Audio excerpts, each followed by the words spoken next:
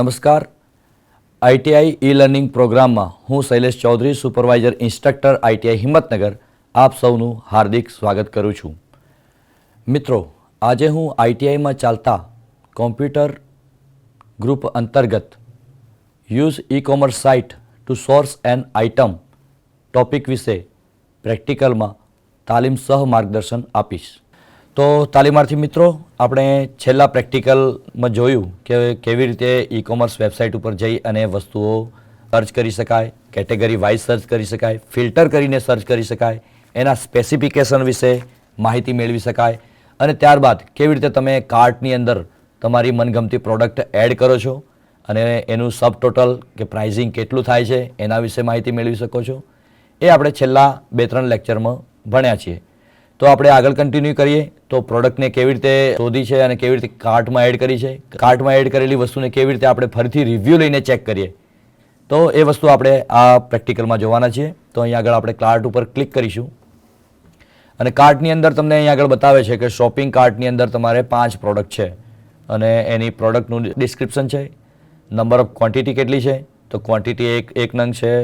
Mobile જે પ્રથમ phone બતાવે છે સેમસંગ ગેલેક્સીનો A34, તો 1 નંગ છે. એના પછી જે એડપ્ટર છે 1 નંગ છે. તો એ વસ્તુ તમે એનું શોર્ટ ડિસ્ક્રિપ્શન, ક્વોન્ટિટી કેટલી છે, એની પ્રાઇસ કેટલી છે, એના વિશે રિવ્યૂ લઈ શકો છો. અને કોઈ પ્રોડક્ટ આમાંથી તમને લાગે છે કે ભાઈ આ વસ્તુ મારે એડ નથી કરવી, તો એને તમે રિમૂવ પણ કરી શકો છો, કાર્ટમાંથી કાઢી પણ શકો છો. તો અહીંથી તમે માનો કે આ ફોન આપણે નથી લેવો તો ડિલીટ કરી દઈએ છીએ કાર્ટમાંથી, તો ડિલીટ કરી શકીએ છીએ. તો એ જે આપણી પાસે પ્રોડક્ટ હતી 3-4 પ્રોડક્ટ જે બતાવતું હતું એ પ્રોડક્ટ રિમૂવ થઈ ગઈ છે. એના પછી કોઈ પ્રોડક્ટ તમને એવું લાગે કે પછી આ પ્રોડક્ટ મારે સેવ ફોર લેટર, અત્યારે હાલ ખરીદ્યું નથી તો સેવ ફોર લેટર કરી શકો છો તમે. તો અહીં આગળ તમે સેવ ફોર લેટર ઉપર ક્લિક કરશો તો એ જે 2 વસ્તુનો કોમ્બો હતો બંને અહીંથી જે કાર્ટમાંથી હટી ગયું છે હાલ. ત્યારબાદ તમને અહીં આગળ 2 વસ્તુ બતાવે છે કે Samsung Galaxy M34 5G phone અને એના સાથે જે એડપ્ટર છે એ આપણે જે પસંદ કરેલું હતું એ પણ આપણને બતાવે છે. તો તમને આ દરમિયાન એવું લાગે કે મારે જે આ ચાર્જર જે છે એ 2 નંગ લેવા છે, તો તમે અહીંથી એની ક્વોન્ટિટી છે એમાં સુધારો વધારો પણ કરી શકતા હો છો.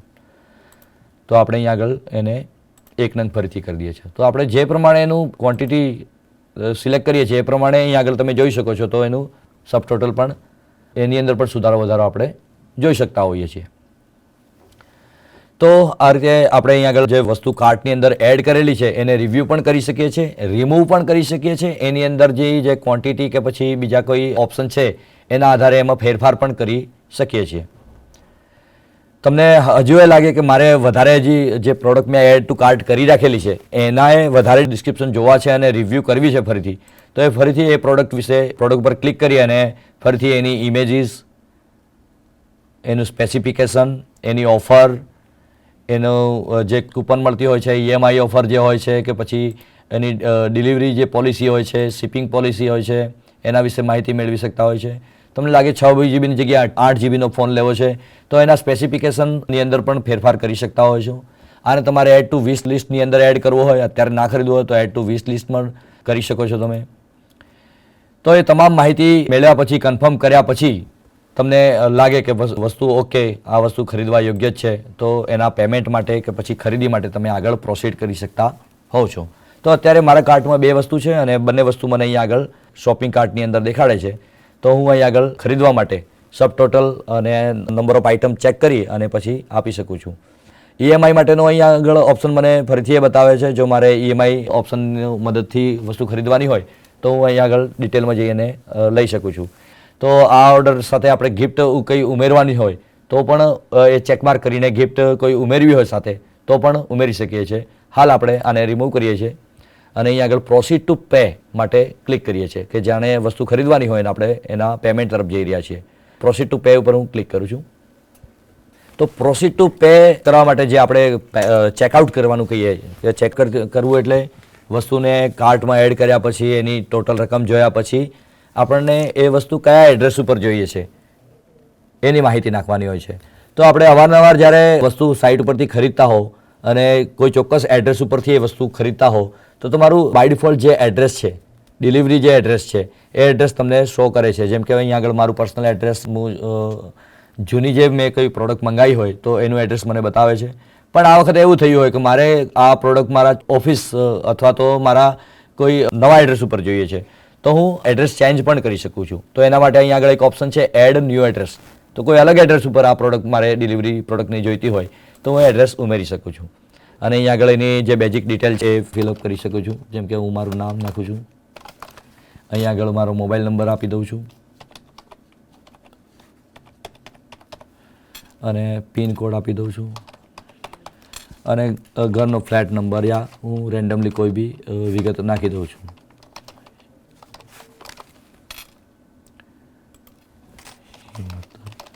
જે કોઈ ચોક્કસ હોય નિયર સ્ટેચ્યુ યા કોઈ એવું ચોક્કસ પ્લેસ હોય તો જેથી જે શિપિંગ કરનાર ડિલિવરી બોય હોય એને પ્રોડક્ટ જલ્દીથી તમારા સરનામા ઉપર મોકલી શકે એની તમામ કોલમમાં માહિતી આપણે પૂરી આપવી જોઈએ, જેથી પ્રોડક્ટ જલ્દીથી તમારા એડ્રેસ ઉપર ડિલિવર થાય. તો તમે ભર્યા પછી જો તમારે નવા એડ્રેસ ઉપર જોઈતું હોય ડિલિવરી તો યુઝ ધીસ એડ્રેસ, જે યલો કલરનું તમને બટન દેખાય છે એના ઉપર તમે ક્લિક કરી શકો છો. અને આ એડ્રેસને ડિફોલ્ટ એડ્રેસ એટલે કાયમ માટેનું એડ્રેસ બનાવવું હોય તો પણ તમે અહીંયા ચેકમાર્ક કરી શકો છો. જો કે મારું ડિફોલ્ટ એડ્રેસ જૂનું જ છે એટલે હું અહીંયા ચેકમાર્ક નથી કરતો અને યુઝ ધીસ એડ્રેસ ટેમ્પરરી હાલ પૂરતો હું આ નવું એડ્રેસ બતાવું છું. તો એનું જે નવું એડ્રેસ જે આપણે ફિલઅપ કર્યું છે એની ડિટેલ આપણને ઉપર દેખાય છે. એમાં પણ હજી આપણને લાગતું હોય કે એડ્રેસ જે શો કરે છે એ બરાબર નથી, તો મેં અહીંયા આગળ સોસાયટીનું નામ નથી લખ્યું, તો મને લાગે મારે ચેન્જીસ કરવા છે તો હું ચેન્જ બટન ઉપર ક્લિક કરી અને સોસાયટીનું નામ પણ એડ કરી શકું છું. ત્યારબાદ બીજા નંબરનો જે ચેકઆઉટ માટેનો ઓપ્શન કહીએ તો સિલેક્ટ પેમેન્ટ મેથડ. તો તમારે પેમેન્ટ કઈ રીતે કરવું છે એના વિશે તમને અલગ અલગ ઓપ્શન બતાવશે. મારું જે અહીંયા આગળ ક્રેડિટ કાર્ડ છે એના મને છેલ્લા 4-5 આંકડા બતાવે. તો ડિલિવરી એડ્રેસ લખી દીધા પછી આપણી પાસે ચેકઆઉટ માટેના બીજા નંબરનો ઓપ્શન આવે છે સિલેક્ટ અ પેમેન્ટ મેથડ. તો પેમેન્ટ કરવાની અલગ અલગ મેથડ, અલગ અલગ રીતો આપણને એમેઝોન જે સાઇટ છે અથવા તો કોઈ બીજી સાઇટ ઉપરથી તમે ખરીદતા હો તો ત્યાં અલગ અલગ મોડ ઓફ પેમેન્ટ તમને મળી રહેશે. અહીં આગળ આપણે જોઈએ છીએ તો બાય ડિફોલ્ટ હું મોટાભાગે જ્યારે ખરીદી કરતો હોઉં છું તો ICICIના ક્રેડિટ કાર્ડથી ખરીદી કરતો હોઉં છું. તો બાય ડિફોલ્ટ જે મારું ખરીદીનું ઓપ્શન છે ક્રેડિટ કાર્ડ, જે વિગતો છે મને અહીં આગળ બતાવે છે. ક્રેડિટ કાર્ડના છેલ્લા 4 થી 5 આંકડાઓ બતાવે છે. ત્યારબાદ મારે પેમેન્ટ જો કરવું હોય તો મને અહીં આગળ CVV જે કોડ છે નાખવાનું કહે છે. જો નો EMI કોસ્ટની મદદથી મારે મંથલી ઇન્સ્ટોલમેન્ટ રાખી અને ખરીદી કરવાની હોય તો મને કેટલા એમાઉન્ટ પર મંથ ભરવા પડશે એની વિગત પણ બતાવે છે. ટોટલ એમાઉન્ટ જે 17,798 રૂપિયા છે એમાંથી જો મારે મંથલી ઇન્સ્ટોલમેન્ટ રાખવું હોય તો પણ હું રાખી શકું છું. પણ હું અત્યારે અહીં આગળથી ક્રેડિટ કાર્ડના ઓપ્શનથી પેમેન્ટ નથી કરતો, તો અલગ ઓપ્શન ચેક કરું છું.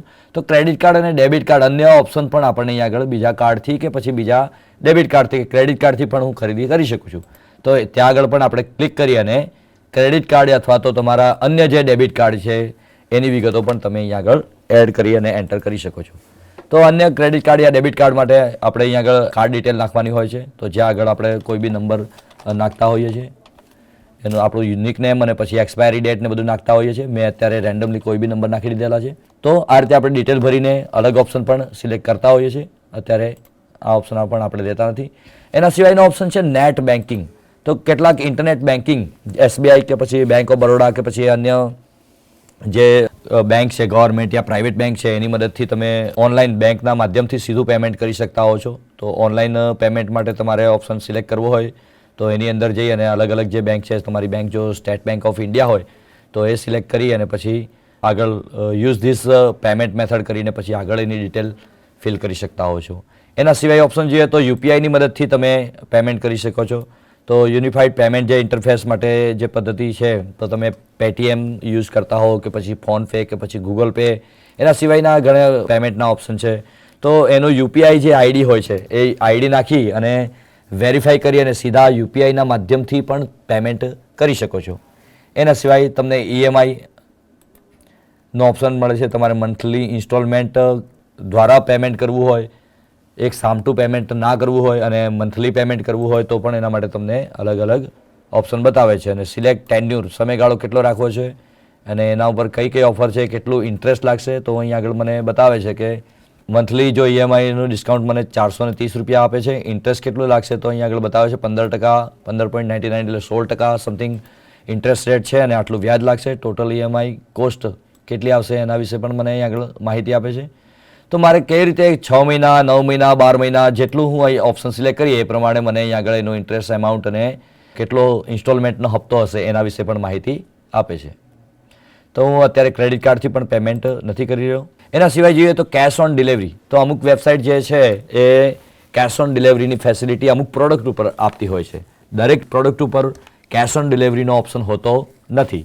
તો અહીં આગળ આપણે કેશ ઓન ડિલિવરી માટે ટ્રાય કરીએ છીએ. અહીં આગળ cash on delivery option select કરીએ છીએ અને નો મોર લખેલું છે તો ત્યાંથી આપણે વધારે માહિતી મેળવવા માટે નો મોર ઉપર ક્લિક કરી અને એના જે કેશ ઓન ડિલિવરી અથવા તો પે ઓન ડિલિવરી જેને કહીએ તો એના જે ટર્મ એન્ડ કન્ડિશન છે એના વિશે માહિતી મેળવતા હોઈએ છીએ કે પછી જે કેશ ઓન ડિલિવરી માટે પ્રોડક્ટ આવી હશે તો તમે જો એ પ્રોડક્ટને ના સ્વીકારો તો તમારા ઉપર કેટલો ચાર્જ લાગશે, કેટલું તમારું જે રિટર્ન પોલિસીની અંદર તમને જે ફરીથી રિફંડ થવા જોઈએ પૈસા એમાંથી કેટલી રકમ રિફંડ થશે, કેટલા % રિફંડ થશે, જે વગેરે માહિતી આપણે અહીં આગળ પહેલાં વાંચી સમજી લેવી જોઈએ.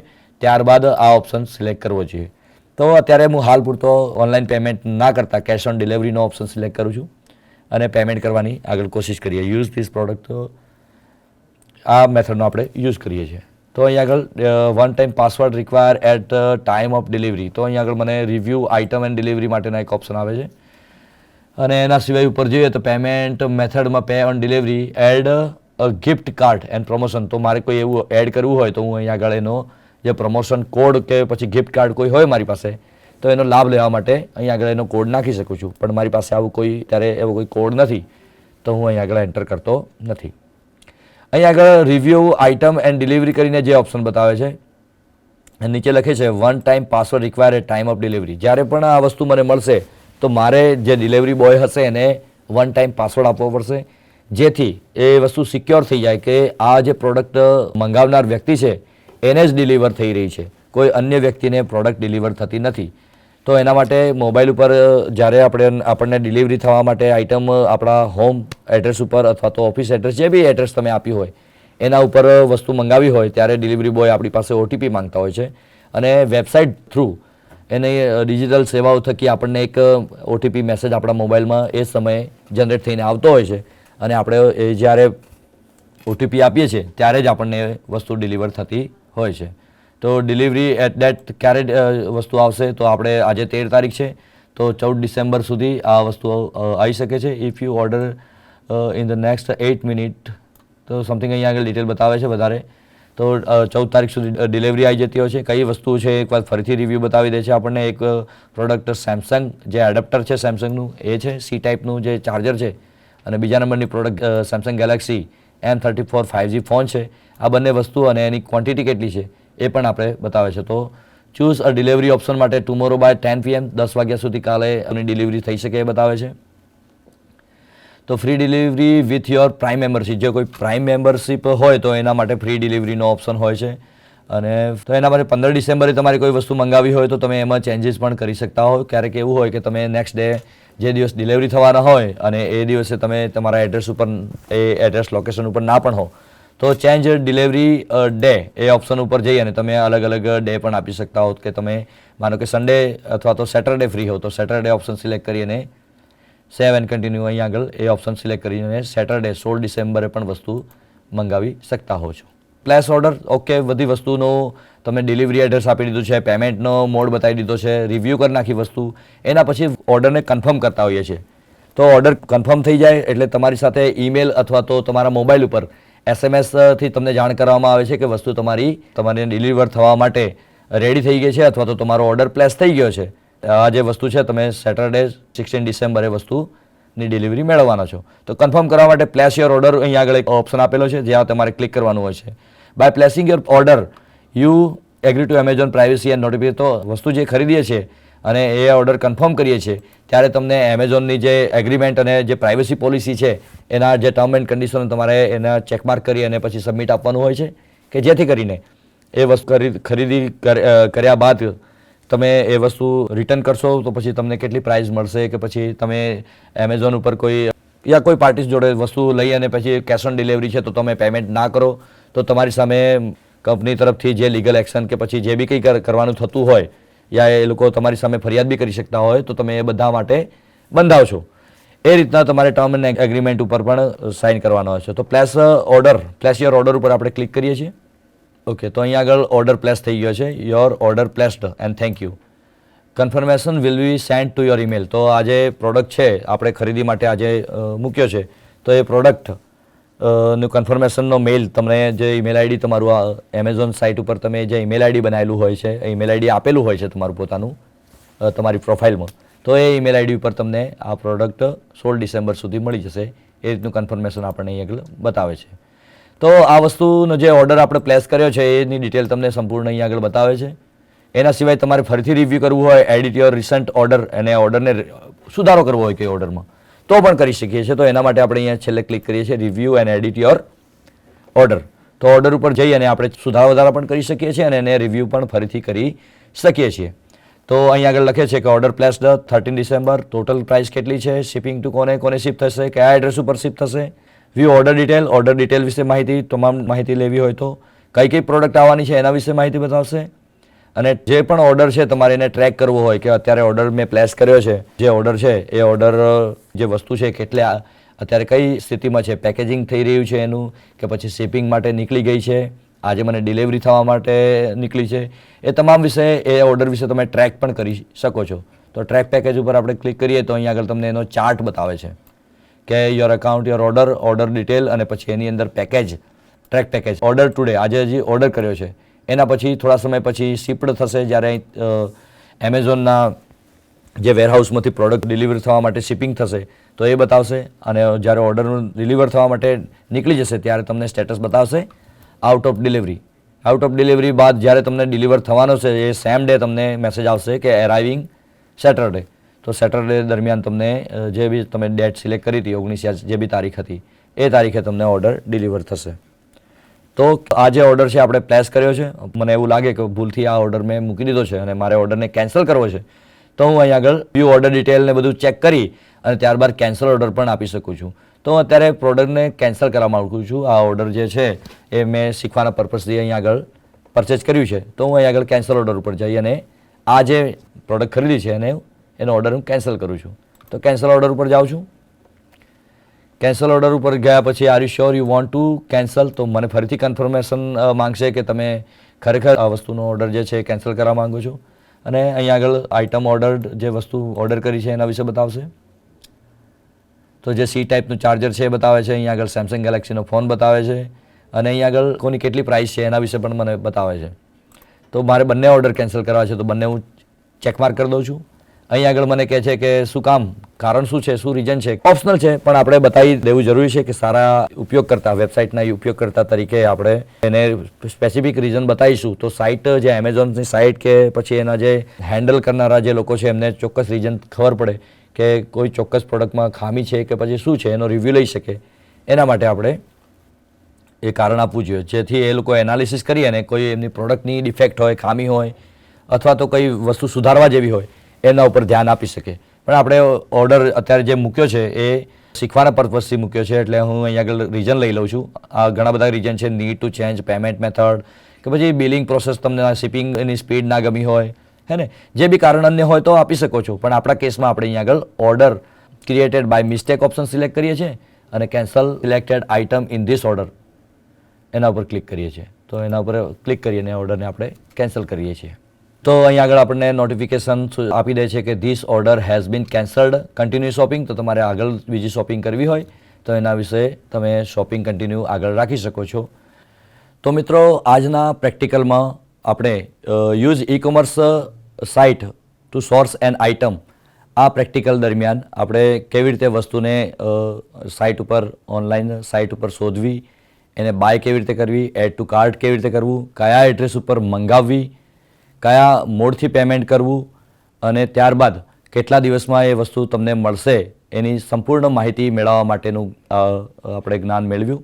તો આશા રાખું છું આપ સૌને આ પ્રેક્ટિકલમાં સંપૂર્ણ માહિતી મળી હશે. આભાર.